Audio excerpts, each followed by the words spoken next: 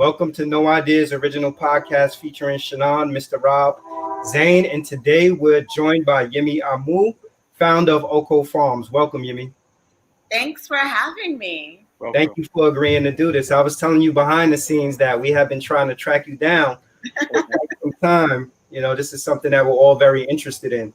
I want to start off by just asking you if you could talk a little bit about how Oko Farms came to be, and a little bit about what the mission of the farm is.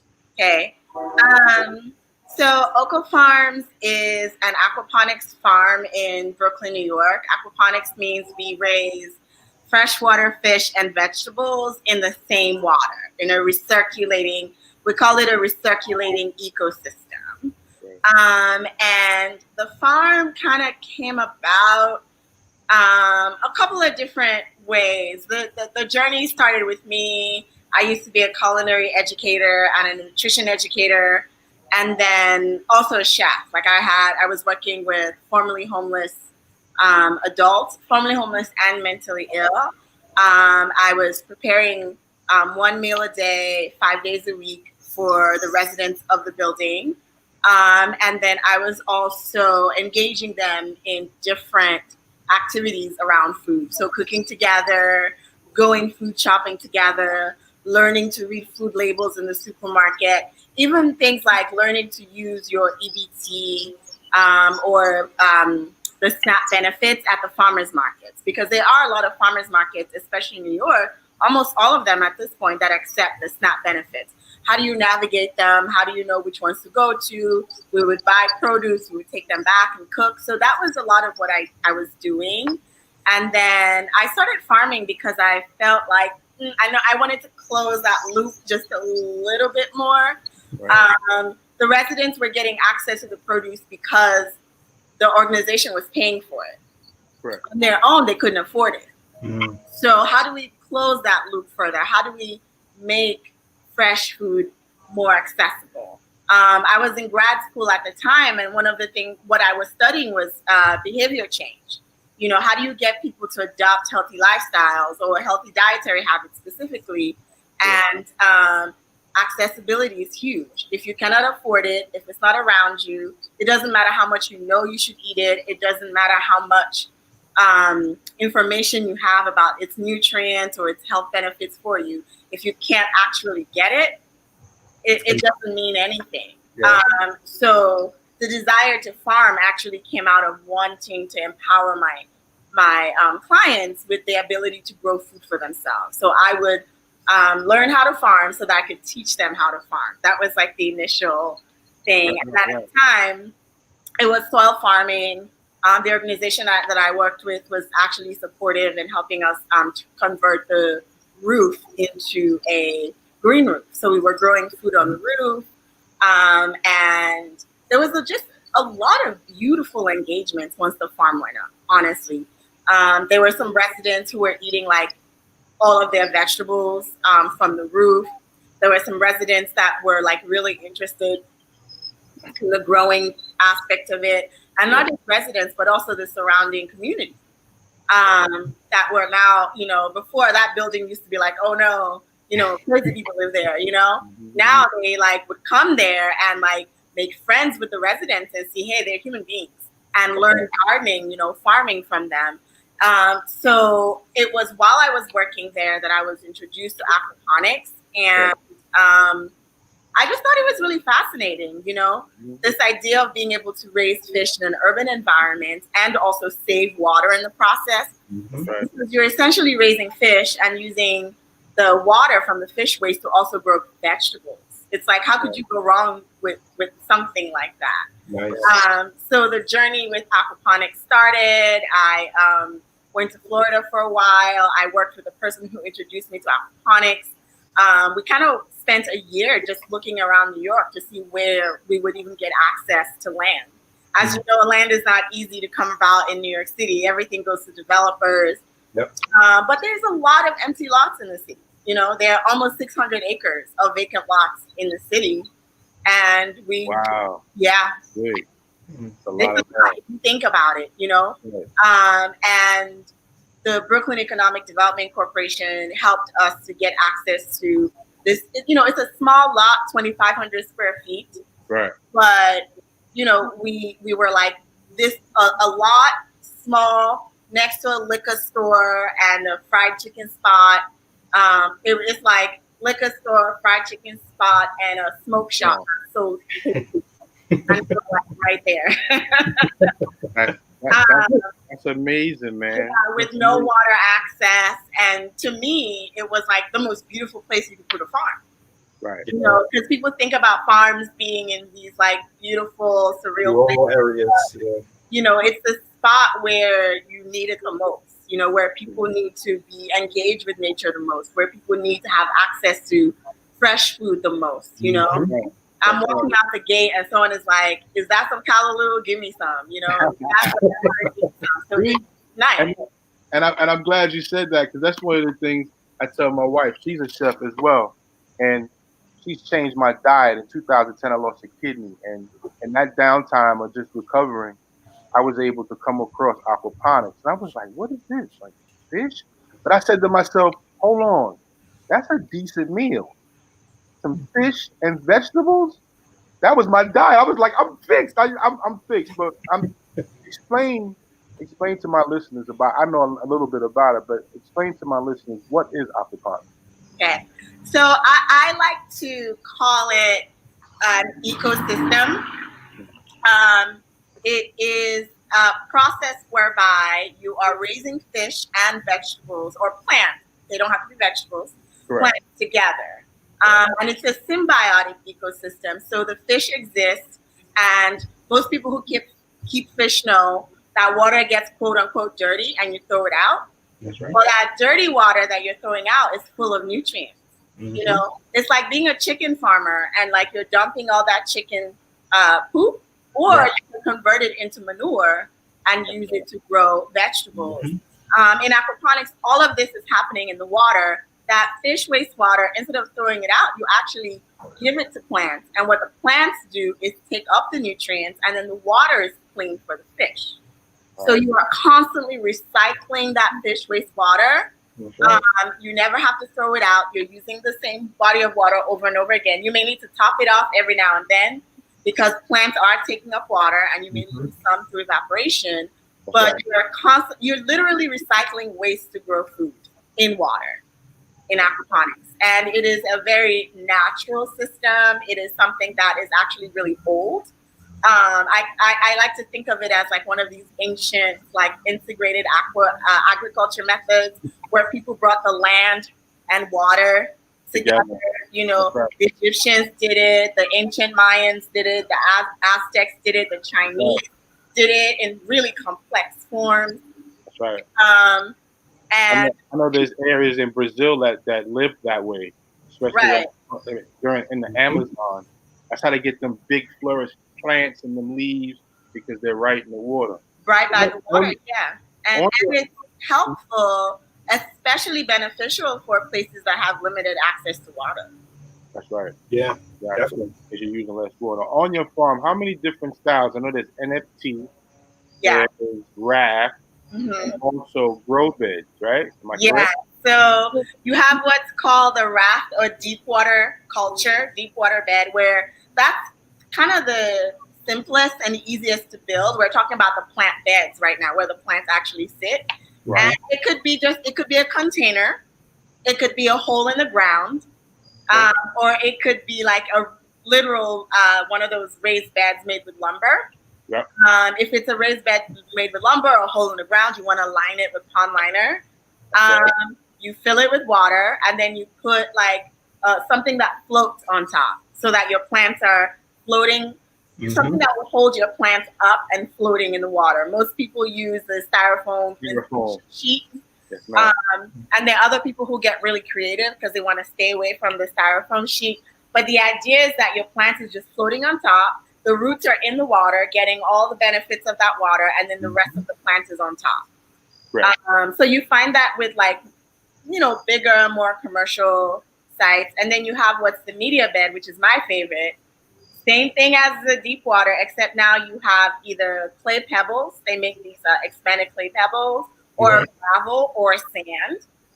In the Middle East, and in parts of North Africa, they actually use sand. Right. And you use that as your quote unquote soil substitute.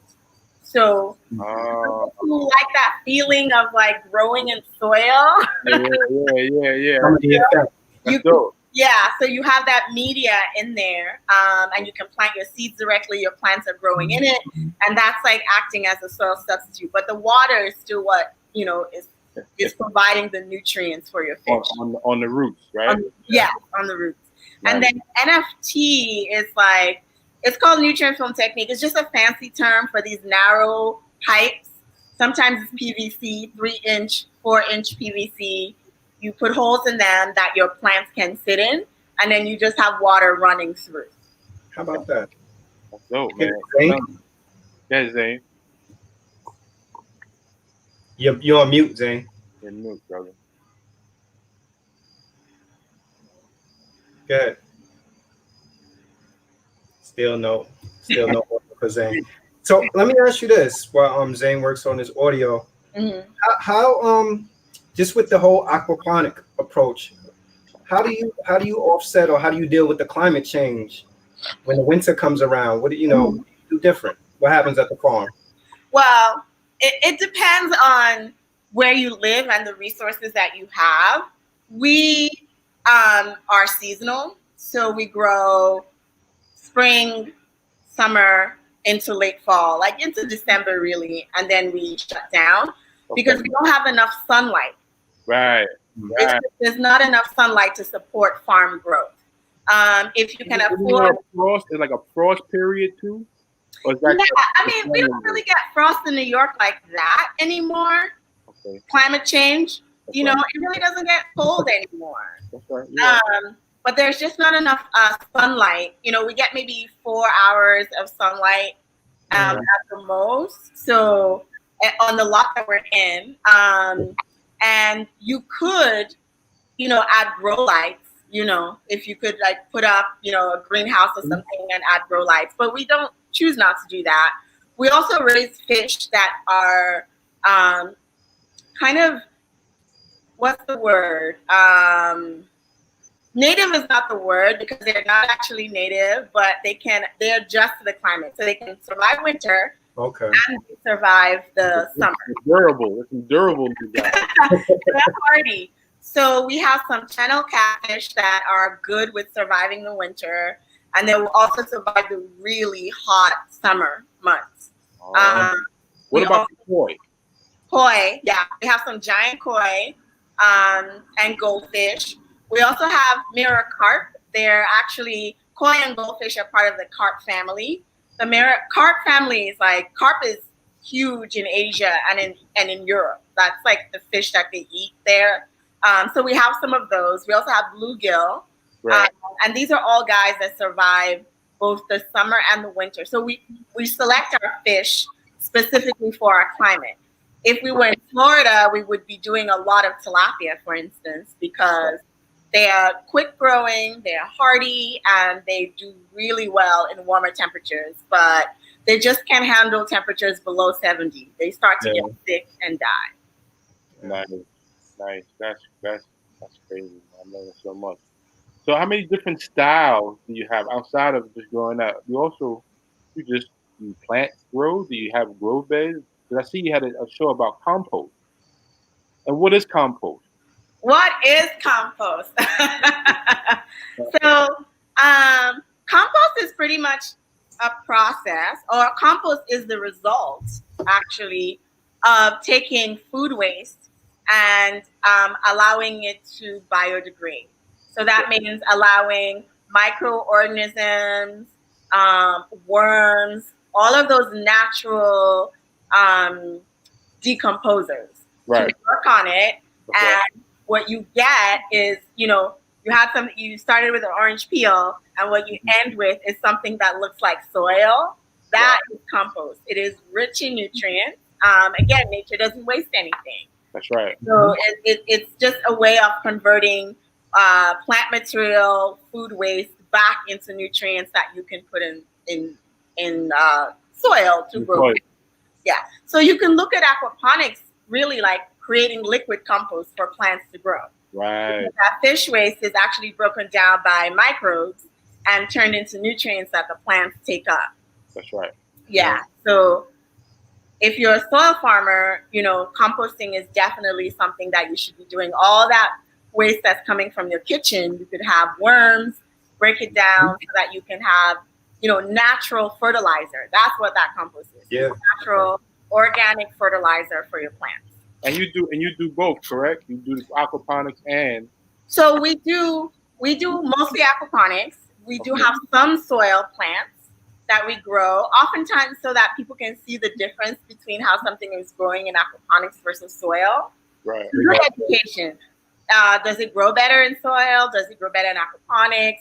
Does it taste better in soil? Or aquaponics, does it have more diseases in soil, or does it have more in aquaponics? It's just a good way for us to compare. Right. Yeah, and because we do have plant, material at the end of the season, whether it's roots or stems, all of that stuff that we can't eat or do anything with, instead of throwing it out, we actually compost it. We put it in our compost bin, Right. break it down, and then when it's fully broken down, we mix it into our soil containers. Okay. Nice. Yes. Zane, you got your mic working, Zane? Yes. Yes, you we hear hear me? you. Yeah. Hello, Yemi. Can you explain the process of the webinars that you have available? So we offer 3 different webinars. The one that we've been doing most consistently now, and it's really popular, is the 6 weeks aquaponics course. That takes you, it's 3 hours, 1 day a week for 6 weeks, where we really break down aquaponics for you. And I'm a little bit of a nerd, so I go in. So That's we good. cover, everything from like the history to its different applications all over the world.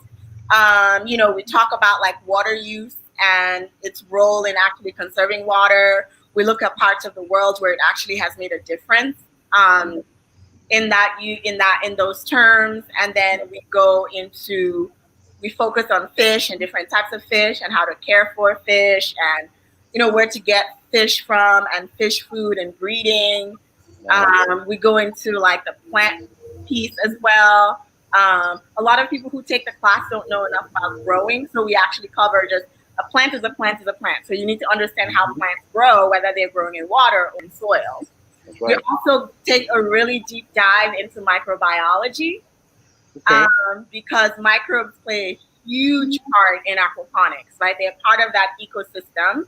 And if you're growing in soil, microbes play a huge part of that. If you want to be healthy and strong, microbes play a huge part in that, because you have microbes in your body that help you digest food, that help make nutrients available to you after you eat the food. Same thing they're doing in soil, same thing they do in aquaponics. Right. We focus on water. We do a deep dive on water so you understand that water in aquaponics. Where is it coming from? What is the chemistry? Right. I don't mean to cut you off, but you also do pH testing both in water. Yes. So we talk about how to do water quality tests, how to do it when you have instruments, like all of that stuff. But what do you do when you don't have all the fancy gadgets, right? Right. There's also that, because I work with people who are working with very poor communities and won't have access to that. So how do you test your water quality using your senses? By observing and paying attention. And then we do design as well. Right. I was going to ask about that too. Yeah. So it's like a full 6 weeks of that. And then we also have just a design course for people who want to do design. And I focus really design on, a lot of times people do design classes and they teach you like, this is the design you should do.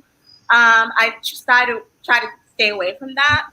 I try to really approach design from the user, budget. What is your budget? Where do you live? What are you physically able to, do? What kind of environment do you live in? Like, those are all the things that we go into. So it's not just, here's what an aquaponics system should look like. Who are you? Where are you? What is your budget? What is your specific environmental conditions? And what kind of design would work best for you? And how do you determine that?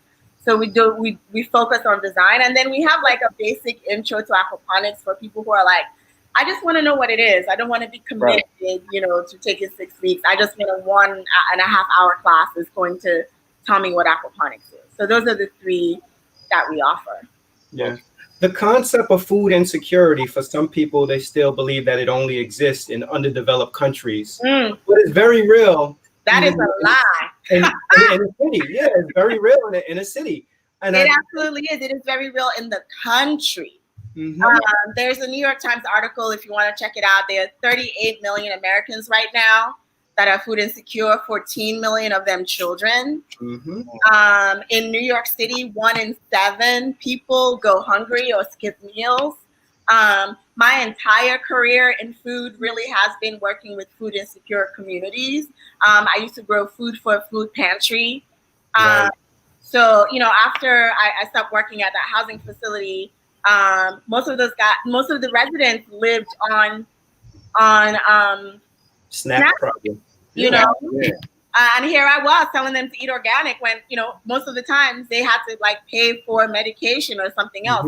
So, growing food on the roof of the building was a way to help increase food security for them. And then I've worked with so many different organizations where it's about increasing food security and growing food. I work for a food pantry. A lot of growing food for the pantry, a lot of the clients there depended on the food pantry for food. That's not what a food pantry is supposed to be. That's right. It's supposed to be emergency. You go there every once in a while, not like this is where I come every week to get food for myself and my family. So food insecurity is a big deal. It is getting worse now because of COVID and the economic disaster that has come from COVID, but it has always been around and it is real. In New York City, like 1 in 7 people. And as you know, food insecurity also leads to diabetes and heart disease. All the other stuff. Yeah, man. And, especially our people, I'll just say it, we suffer from it all at its highest risk. And to be honest with you, that's exactly how I lost my kidneys. Eating street food, eating out, not working out, not putting my best foot forward, and just thinking I was living. And before you know it, I had a headache, and the headache turned into no kidney that quick. Right. So, right. And it shouldn't take you. Yeah, I think a lot of times there's like a line between like personal responsibility and societal responsibility, right? We should live in an environment where there are just as many vegetables as there is fast food. Exactly. There is fast food everywhere. That's right. But you have to work to get vegetables. You have to work, to get access to the thing. You have to leave your neighborhood. You have to spend more money. These things should be more accessible to you. Schools should have gardens, Keeping it real. Yeah, you should be like what do you go to school for? You learn how to grow food in school. There should be gardens in school where kids are learning to grow food. You should be able to go to your doctor and when you leave the hospital, there's like a garden or a farmer's market right there where you can purchase healthy foods, right? Yeah. So there are systematic things in place that makes it difficult for us to learn about the importance of healthy eating and then to even get access to healthy food. Right. Yeah. And I think a lot of people struggle with it. I think part of it is the education, with education, I think comes awareness. And then there are also, I think, it's sad, but I think that people do mismanage sometimes the couple of dollars that they have. We have situations like gentrification where you have neighborhoods where Whole Foods moves in, and at Whole Foods, you may be able to get some healthy, fresh produce, but we may not be able to afford it. So immediately it becomes an issue. Like, what do you say to the person that's not eating healthy when they got $2 and they go in the dollar meal with the dollar menu stuff off of McDonald's? Because you're not going to get anything from Whole Foods for $2 that's going to fill your belly. Exactly. You're not. Not even close. But you can go to McDonald's and get something that'll fill your belly. I mean, it's really practical. That's why I said it's systematic, right? I say this because where I farm, it's hard to get good food. I'm someone who's educated. I have a master's degree and all of that. And you know what? Sometimes I just get the fried chicken because I'm hungry and I'm tired and I don't want to have to go out of my way. Sometimes I'm like, damn, I could spend $20 or I could spend $5. I'm going to spend the $5. These are decisions that people are making on a day-to-day basis. So I that's why I say it's a systematic thing rather than just an individual decision. And even with individuals, when and where do you learn about healthy eating? It usually comes with money. You know, the higher up the social class you go, the more you everyone around you is eating vegan or whatever the fancy thing is. I think they call it plant-based right now. And everyone's on that, right? So you look at people like education and socioeconomic level, that's where people get to eat healthy. I'm from a society where it's actually flipped. The poor people are eating the vegetables because that's what is easily accessible. And then the wealthy people are aspiring to be like Americans, right? So they want the pizza and they want all that stuff because to them, you know, that's like aspirational, and vegetables is like for the poor people, you know? Again, it's systematic. It's not always the individual's decision. That's right. And I actually remember a time where, you know, there was fruit stands all over the place. You didn't have to go far to get an apple. You know what I mean? And that type of thing, it doesn't exist anymore. Like, it doesn't. People want to be more inclusive in what America is purporting for us to be instead of just being healthy. And you know, what I've learned over the years about myself as you know, from an anatomy standpoint, when it comes to cell life, your cellular structure, your tissue structure, and then you as a being, all of those are proponents of how you think and live. So if you want to think and live clearly, you have to eat. You are what you eat. Right. You have to put these fresh things in your body. So I was going to ask you, how hard is it or how is it able to grow? Can we grow fruits in aquaponics versus vegetables? Fruits? Fruit. You can grow fruits very easily in aquaponics. There are lots of people who do it. Okay. We don't, just because we don't necessarily have the climate for it to do the tropical things, but things like strawberries you can do very easily. The only fruits that you don't want to do in aquaponics are fruits that require a really low pH. That this is going into the nerd thing. So soil has pH, everything has its own pH, and some plants do better in like more acidic environment.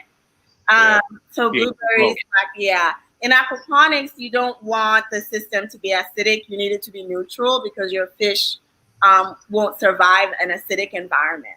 Right. So it's an ecosystem. You have to balance the needs of your fish with the needs of your plant. So any fruit-bearing plant that requires like low pH, more on the acidic level, you cannot do. But I've seen people do papaya. I've seen all kinds of stuff. I mean, we do fruiting plants, so we do things like okra, we do things like peppers, squash. You know, we do a lot of those types of fruiting plants, and we also do strawberries. It would be lovely if I could do papaya. I want to do some pomegranate, man. And you know, I'm thinking maybe we can get like a fruit, like a dwarf apple tree or dwarf, you know, cherry tree that we could try out. When we move into our bigger space, when we have more room. That's something I would really love. I love experimenting and seeing what's possible to grow in aquaponics. And I've seen papaya and bananas, so I know. I've seen it too. I've been on this since 2010. I've seen everything. Pineapples in the backyard. So how do you feel about greenhouse growing? It's a great thing, especially, you know, to extend your season and to be able to grow in the winter. So for those of you who don't know, greenhouse growing is growing in like a what do you call it? Kind of like a shelter. Indoor lighted environment. That holds heat and sunlight. Like the little bit of sunlight that shows up in the winter, it holds it and it heats up your greenhouse so that you can extend your growing season over the winter or start earlier than most people would. Right. Because I know I usually probably start in March. March is a good time. But I'm thinking now I want to start in February. Yeah, you could start in January or February. You might need to do some supplemental lighting. Okay. So some plant lights to grow lights, sorry, they call it, just to help you with lights. But yeah, greenhouses are great. That's nice, man. So you look like y'all was about to open up a second farm in Weeksville. Yes. So we're really excited about that. We definitely need a new space because we have outgrown the space that we're in addition to, having issues with the city that, they're putting a lot of restrictions on what we can or cannot do on the site. I think for us, addressing food insecurity is not giving people food, To me, it's not how you empower people. I believe in giving people tools to empower themselves. So teaching is the core of what we do, right? And giving people everything they need to be able to do aquaponics on their own, either for themselves and their family or their community if they choose to. That is the core of what we do. And the city agency that owns the lot is like, I don't know, whatever. They want us to just sell food and call it a day, and that's not what we do. So it's kind of like lighting that fire. Like, we need to move anyway because we need more space. Pre-COVID, we would have, school groups come 40 at a time in that really small space. So having this bigger space to farm in is great. But what makes it even more special is that Weeksville Heritage Center is a historic Black museum. Weeksville historically was one of the first free Black settlements in New York when people were fleeing the draft riots or even slavery in the South, because New York abolished slavery before the other states did. Folks came to Weeksville. So it was a free community. It was an intentional community. People lived there and grew their own food and were sustainable, and all of these buzzwords that we use right now. Our ancestors did that in Weeksville. So to be able to bring that back to that space and to be able to demonstrate what resilience looks like, to be able to teach people how to, grow food and take care of themselves, and all these other little things that come with learning farming. Once you start farming, you learn how to use a drill. You start to learn all these other essential life skills. That's really important, and we look forward to bringing that not just to the community but also to the children specifically, to start to get to them really early. That's correct. Can you tell us about some of the challenges that you encountered as a woman of color building your farm? I think so there are a lot of things. The biggest one is funding and access to land. There is a huge divide in New York City with actually who gets to farm, who gets to farm for a living and make that their full-time job. Most farmers of color, especially women, work for nonprofits, right? Work for these huge institutional nonprofits. And then white people get to have land and live off the land.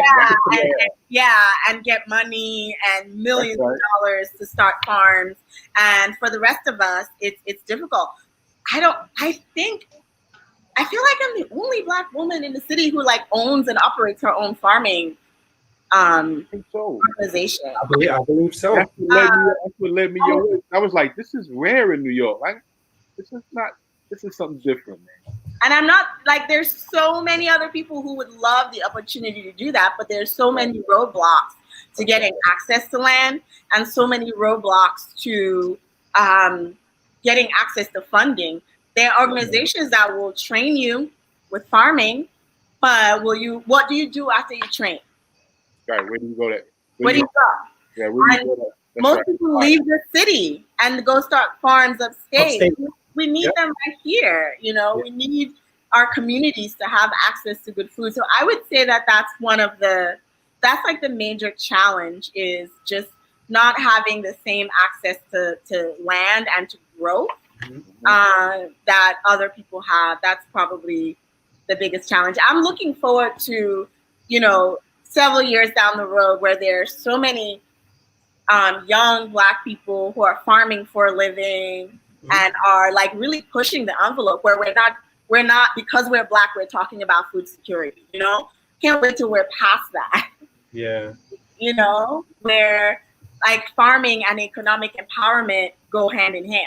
Yes, sir. Yeah. Food security, farming, and economic empowerment, those three things go hand in hand for us. I'm really looking forward to that. Yeah, And that's the challenges. And then the other one is people just assume that I have some man that's my boss. Hell no, nah, you doing it all solo. I would think that would appeal to the city though, because you have the education piece, the addressing the food insecurity, the beautification also of the neighborhood. These are all things that's win-win for everybody. So I don't see why there would be bureaucracy or red tape around it. I don't know what to tell you, because a lot of these fancy farms that are also raising millions of dollars, they're indoors, right? Right. But it's not addressing beautification. Mm-hmm. It's not addressing access. You know, it's not addressing climate change. You know, like we need the pollinators, we need biodiversity. Indeed, yeah. Yeah, and like people need to see that. The more you see it, the more you're more inclined to want to get it. But when it's indoors, it's like it doesn't exist. You know what's crazy? In my little garden out in front, I got so much stuff out. All the bees is around the neighborhood. They're like, yo, Rob, you done brought these bees. I said, we need the pollinators, man. We need them. This is great stuff, man. This is great stuff. Zay, you got anything, Zay? Of course. Can you let us know how are you using farming to teach STEM? Oh, that's a great question. The beautiful thing about aquaponics is that it incorporates biology, chemistry, even like vocabulary and technology. Even learning to build an aquaponics system also incorporates technology. So it covers all that. When we do have school-based programming that we do in schools, where students get to build their own aquaponics system. They learn about fish and fish biology. They learn what an ecosystem is. They learn water chemistry. So they're learning things about pH and ammonia and nitrate. They're learning words like decompose, you know, like they're increasing their vocabulary. They're learning about microbiology. You know, I teach about bacteria to 5-year-olds because they should know about That's right. bacteria. Right. So, and then getting them to actually build, you know, to design and build a system with their own hands. So like it incorporates everything. Talk about building a little bit. What goes into a efficient aquaponic system? Okay. So I always tell people you need 2 containers. At least. At least 2 containers. At least 2. Okay. One container for your fish and 1 container for your plants. Yes. Okay. And then you need your plumbing. Okay. Irrigation, right? And then you need a pump. So the pump will push water from the fish tank to your plant bed. And then your irrigation is the pathway through which that water is moving from your plant, from your fish tank to your plant beds, and then back to your fish tank. So that's the basic design. Whether you want to put the fish tank on top and then the plant beds below or whatever, that's up to you. Whether you want to put them side by side, that's up to you. That's the basic concept. Is you need 2 containers, and you need to move water from the container that holds the fish to the container that holds the plant, and then back again. All right. Then you can expand on that and have 3, 4, 5, 6, 7 containers. It's up to you. It's up to you. Right. Yeah. I think a lot of people may not understand that that sustaining a farm comes at a cost, though. You know, I think his question was, what are the costs associated with building and all that entails with aquaponics? I'm sure that's what his question was. Yes. Like, is it expensive? It can be, again, depending on what your setup is. That's why I said when I do design, I really take budget into consideration. Right. So you can build something that costs $13 million, or you can build something that costs $500, right? It depends on, you can use recycled materials. When we built our farm, all of the lumber we used, we went to a recycling yard and got lumber from there. Right. We got a lot of our media donated to us because we went around to people who were closing shop and, asked for their materials. Right. And we're on 2,500 square feet, so it's relatively big. So it cost us really about $5,000. We also had free labor, which helped a lot. That's right. I think what we paid the most for was the pond liner. That was very expensive. Okay. And then all the PVC plumbing and all of that from Home Depot. Right. So it varies. It's doable. Yeah, it's very doable. If you're doing backyard, there are people who convert their swimming pools into aquaponics system or use like old bathtubs. I got this land I'm talking about. This guy I'm about to jump out there. Yes. I got this thing. And my concept in mind, like I said, 10 years ago when I started to learn about aquaponics and seeing, I said, yo, wow, that means I can just grow cucumbers if I want. And I was like, if I can grow cucumbers, I can make cucumber juice. I was starting to think, expand, and when my wife and I got together, her being a chef, and I told her, I said, yo, babe, I can grow your vegetables. Everything you use in the kitchen could come right out of the backyard. Yeah. And if you have the space, and the thing with aquaponics is it does pay off because things do grow faster. Right. Let's talk about that versus. Yeah, things do grow faster for the most part because the plants have constant access to water and constant access to nutrients. You do get less disease for the most part, so it's worth it. And then you also get fish on top of your vegetables. That's a meal. That's a meal and a half, man.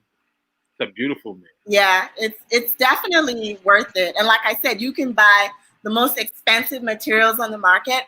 I'm really good to like going on YouTube and finding people who live in developing countries and looking at what they're doing. Yes. Rather than because in the US they try to sell you on all these expensive kits. Right. And if you have the money, great. But if you are a little creative and a little resourceful, it doesn't take much. You need containers. Can it hold water? That's it, man. You need something that can hold water. That's it. That's mostly what it is. Yeah, you will see some people who convert their old bathtubs, into fish tanks. Okay. So the old bathtub is like where the fish are, and then they'll have like a little container next to it or on top of it where the plants are growing. So you can be creative, At your site in Brooklyn, do y'all use any solar paneling? No, not at the current site, but we're definitely planning to do it at Weeksville. Okay. Yeah. And just so you know, we also don't use a lot of electricity. We have 10,000 gallons of water maybe in our system. We have more water than we need just because we don't want to run out. Right. Exactly. I can imagine. Yeah, there's like no water on the lot, and it's one pump that moves all that water because we're taking advantage of gravity. You have a number of things growing in that garden, man. You got so much going on. You got lemongrass, man. You got some African stuff too. You got others. Yeah, we do. God bless you, yo. You like a dream come true right now, man. Now, Yemi, can you tell us and the listeners how much more business did you get once you had got the media coverage from Fox 5 New York News, and also when you had got the article coverage in Vogue and Wall Street Journal? Nothing significant. Nothing significant? Okay. Yeah, the people who support us are, believe it or not, it's educational institutions, it's other nonprofits in the community that are interested in like growing food for their people, researchers. I don't really notice any big change from that coverage, believe it or not. And that's something I've noticed about news coverage. And not reaching the audience. I mean, it's nice to say that you've been covered in whatever, but I really haven't noticed. Maybe if we're in Oprah magazine. Yeah. You on No Ideas Original, and we're gonna right. Now it's about to go through the roof now. Right. That's a good segue though to talk a little bit about your GoFundMe campaign and how we can be of support and how our viewers can support also Oko Farms. Absolutely. Right now we have a fundraising campaign going on. It's on GoFundMe, but you can go to our website to learn more. And our website is www.okofarms.org. Right. And it'll take you to our GoFundMe page. We're raising money to move the farm, to expand the farm, and to do more, right? More of education, more of growing, more of research, more community engagements. You know, we do a lot of things. It's not just like the farming and teaching agriculture. We teach people how to cook. We do culinary classes. We do preservation classes. We want people to come to the farm and relax and eat, and you know. Me and Shaw coming. We were talking before you came on. We said we gotta pay you a visit. Right. So we want to be able to do more of that. I kind of envision a place that's like the heart of the community, where people are coming to for food, for education, to relax. You know, the space as Weeksville is so beautiful. On market day, you know, farmers market day, we also want people to be doing yoga and to be, you know, exercising and stretching and have music playing, you know, just to be a place in the community where people can get food, but also like nurture their spirits. I love it. So I'm ready to sign up for the design class because I got a lot of yards. Okay. I know how to manage my yard right about now. Yeah, and the sign up for that is coming up soon, so I will definitely let you know when that comes up. It said it's a recording class. Is it just a recording? I don't. No, this is not the one that's currently up. The one that's currently up is just people who want to get a recording. The one that's we're going to offer in October is in-depth design. So that's like a 2-day class where we're really going to design for aquaponics. Yeah, I'm working with someone on the syllabus right now. Nice. What I was saying before I experienced the technical difficulties is I was saying that I'm sure it's a significant cost that comes with actually sustaining the farm also. In addition to the farming, there's the educational component of it as well. Mm-hmm. So what is you guys are receiving pushback because you're providing the educational component? So the pushback really is that the city is saying that when they give you land, that piece of land, they don't want you to generate revenue off the land. And even if you're not for profit? Even if you're not for profit. Because not for profit, you don't make money. Not for profit. You still have to exist. You still have to. Yeah. There's overhead still. They have to approve your fundraising activities. The only thing that you can do to generate revenue is selling produce. And while that's great, education is the core of what we do. And education also is, we provide it on a sliding scale. People are more than happy to pay because they know that it sustains us and it allows the organization to exist. You know, we need to pay people. You know, we need to feed fish. We need to, like, you know, just the day-to-day operations of it costs money. It's a business. That's normal. Right. Wow. So yeah, even as a nonprofit, like, you still need to generate revenue. And right now, all the grants and stuff are drying up. You know, so that's another reality. We're all competing for the same grants every year. So it makes sense for you to have different sources of revenue. And the city is saying, as long as you're on these particular, that's what I'm saying. Like, there's systematic things in place that prevent Black and brown people. We know where you're going. From getting access to good food, because the only way we can get land in the city to grow on, to get land is through Green Thumb or through these city agencies that have access to these lots, right? And then when you get access to it, they're telling you can only do this. Must be volunteer based, right? Even if you're a volunteer, it still costs money to run it. Right. That's right. You know what? It's real funny that you brought that up about the lots, because I was reading how it's over 600 acres of lots that's not even being used in NYC. Exactly.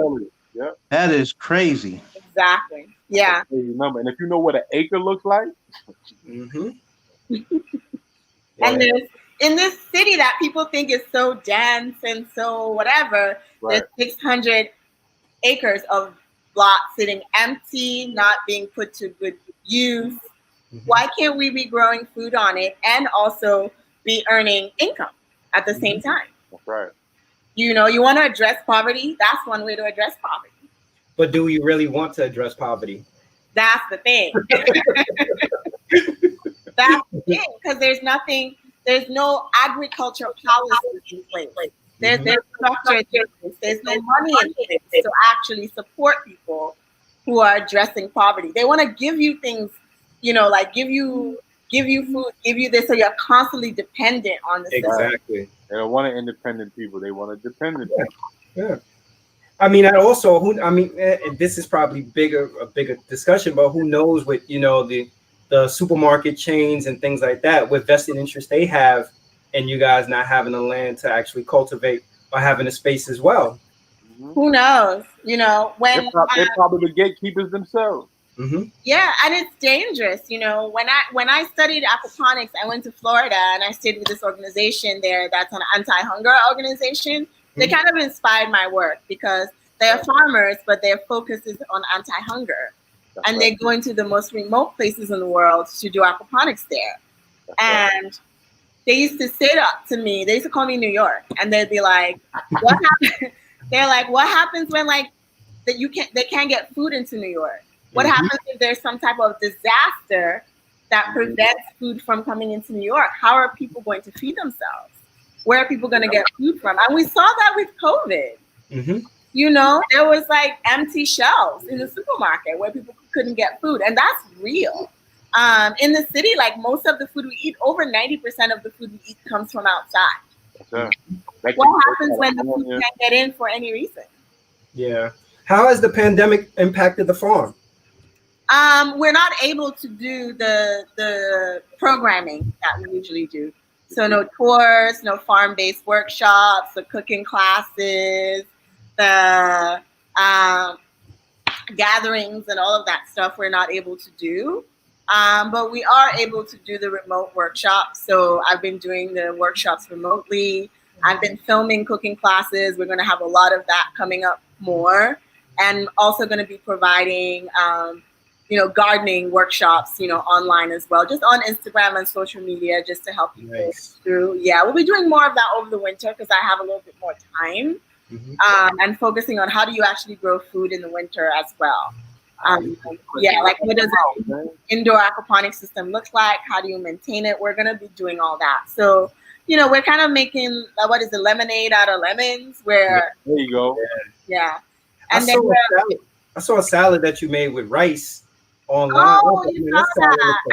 I wanted to ask you, how was that experience? How was that rice experience? Yeah. It's great. We grow rice every year now. Like, I'm actually expanding grains because, again, when we're talking about food security, you need to be growing things that feed your belly, that fill your belly. So rice is one of them. Yeah, rice. So this year we did rice again, we did sorghum, and we did millet. So testing out grains that are not just easy to grow and also easy to process so that you can eat. We're also experimenting with sweet potato. I want people to kind of expand what they're growing, like for real, there might not be food for like any reason. We saw a little bit of that with COVID, but it's an indication of what could be coming. I agree. Right. That's a great point. I agree. That's a great point, man. I agree. I mean, because even with people couldn't get their fast food fixed with COVID either. People are struggling.